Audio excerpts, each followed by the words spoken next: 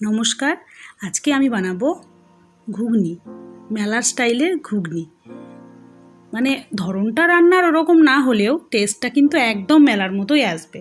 আমি ঘুগনিতে যে মটরটা ব্যবহার করেছি সেটা রাত্রে ভিজিয়ে রেখেছিলাম, তার সঙ্গে কিছুটা কাবলি ছোলাও দিয়েছি। অনেকে শুধু মটরটা খেতে পছন্দ করে না বা শুধু কাবলি চানাটা খেতে পছন্দ করে না, তো এগুলো দুটো মিলিয়ে একসঙ্গে তোমরা করতে পারো। এগুলো আমি রাত্রে ভিজিয়ে রেখেছিলাম, এবার সকালে দেখেছো কত সুন্দর ভিজে গেছে। এবার আমি কিছুটা আলু কেটে নিয়েছি। এবার এগুলো দুটোকে একসঙ্গে প্রেসারের মধ্যে দিয়ে আমি প্রথমে এগুলো ভালো করে সিটি মেরে নেব।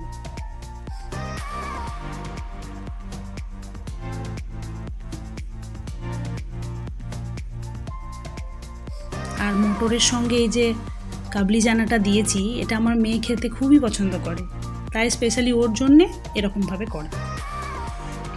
এবার আমরা চলে যাব মশলা তৈরি করতে। মশলার জন্য আমরা নিয়ে নেব সামান্য পরিমাণে আদা,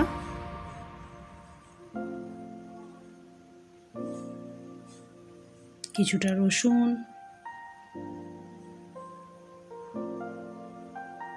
দুটো গোটা শুকনো লঙ্কা, কুচনো পেঁয়াজ,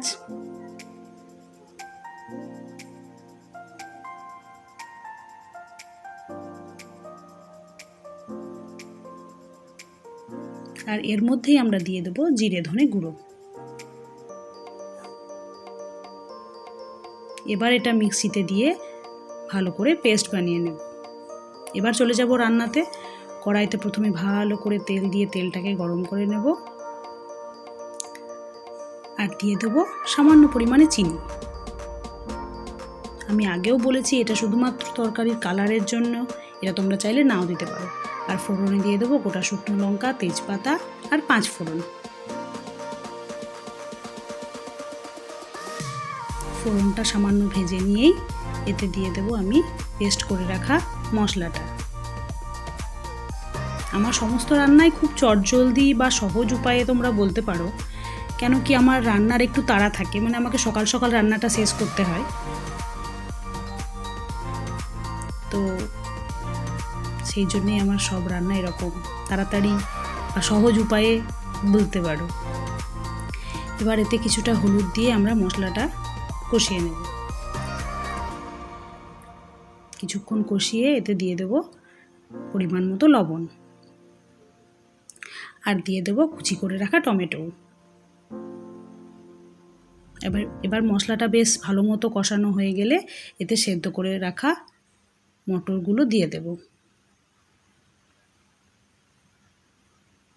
এবার কিছুক্ষণ নাড়াচাড়া করে এতে আরও কিছুটা পরিমাণ জল দিয়ে সামান্য ফুটিয়ে নামিয়ে নেব। ব্যাস। আর অবশ্য তোমাদের কাছে ধনেপাতা থাকলে সেটাও দিতে পারো, আমার কাছে অ্যাভেলেবেল ছিল না, তো সেই জন্য আমি দিতে পারিনি। বিশ্বাস করো এটা খেতে খুব টেস্টি হয়, খুব তাড়াতাড়ি রান্না হয়ে যায়।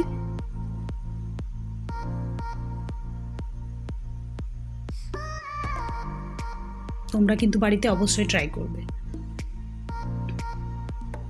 ভালো লাগলে লাইক দিয়ে দিও, শেয়ার অবশ্যই করো। দেখা হচ্ছে পরের একটা ভিডিওতে। তাহলে আমি এখন যাই, একটু গরম গরম ঘুগনি খেয়ে নিই।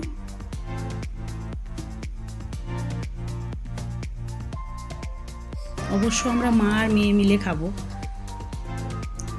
দেখা হচ্ছে পরের আর একটা নতুন ভিডিও নিয়ে। ততক্ষণের জন্যে টাটা, সবাই ভালো থাকবেন।